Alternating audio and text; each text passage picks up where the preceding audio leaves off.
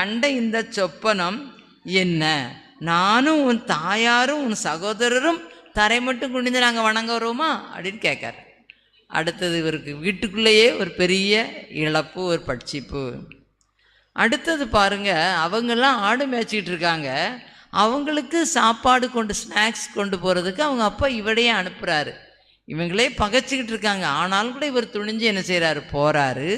போன இடத்துல என்ன பண்ணாங்க, அதே அதிகாரத்தில் பாருங்க, போன இடத்துல என்ன பண்ணிட்டாங்க, நாம் அவனுக்கு 20ஆம் வசனம் ஒருவரை நோக்கி பேசுகிறாங்க. வரும்போதே சொப்பனக்காரன் வந்துட்டான்ப்பா, இவன் சொப்பனம் தான் பார்ப்பான், இவன் சொப்பனம்லாம் நடக்குமா, அதை நம்ம பாத்திரத்தான் போகிறோம் அப்படின்னு சொல்லி கங்கணம் கட்டிகிட்டு இருந்தாங்க. அடுத்த வசனத்தில் சொல்லப்பட்டிருக்குது, சொப்பனம் கண்டு தன் அந்த அடுத்த வசனத்தில், நான் அவனை கொன்று இந்த குழிகளில் ஒன்றில் அவனை போட்டு ஒரு துஷ்டம். அடுத்த பட்சிப்பு என்ன தெரியுமா, அவனை கொல்லணும், குழியில் தூக்கி போடணும். ஒருத்தையும் கொல்லக்கூடாதுன்னு சொல்லி குழியில் தூக்கி போட சொல்லிட்டான். அந்த குழி வெறுங்குழி, போடும்போது எத்தனை அடிப்பட்டதோ தெரியல. அது ஒரு பெரிய பட்சிப்பு. சரி, இந்த சூழ்நிலையில் அங்கே ஒரு சகோதரன் வந்தான், அவருடைய கூட பிறந்த சகோதரன். எப்பா, இவனை கொன்று அந்த இரத்தப்பழியை நம்ம ஏற்க வேண்டாம், இந்த மீதியானியரெல்லாம் வராங்க, இவங்ககிட்ட என்ன செஞ்சுருவோம், விற்று போட்டுருவோம் அப்படின்னு சொல்லி வித்தாச்சு. அது அடுத்த பட்சிப்பு.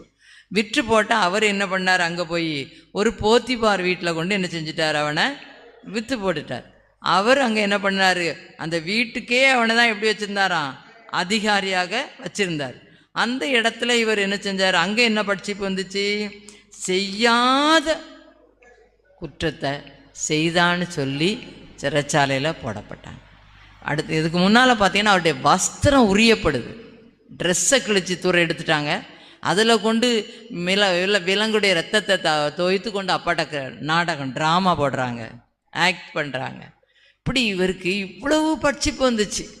இதுதான் பட்சித்த வருஷங்களின் பலனை நான் திரும்ப உனக்கு என்ன செய்ய போகிறேன். இந்த பட்சிப்பு அவருக்கு தொடங்கின வருஷம் எத்தனாவது வருஷமா, 17வது வயது. இந்த பட்சிப்பு நிறைவேறி அவருக்கு ஆசீர்வாதம் வந்த வருஷம் எப்போமா, 30வது வயது. பாருங்கள், அது எங்கே இருக்குது, அதே ஆதியாகமத்தில் 41ஆம் அதிகாரம் 41வது அதிகாரத்தில்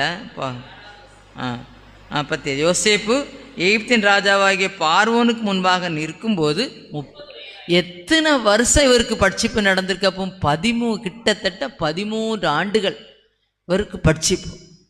பட்சித்த வருஷங்களின் பலனை நான் உங்களுக்கு திரும்ப அளிப்பேன். அப்போ எல்லாரும் இந்த இடத்துல வந்திருக்கவங்கெல்லாம் என்னென்ன காரியத்திலலாம், ஒவ்வொருவருக்கும் இந்த பட்சிப்பு ஒவ்வொரு வித்தியாசமாக இருக்கலாம்.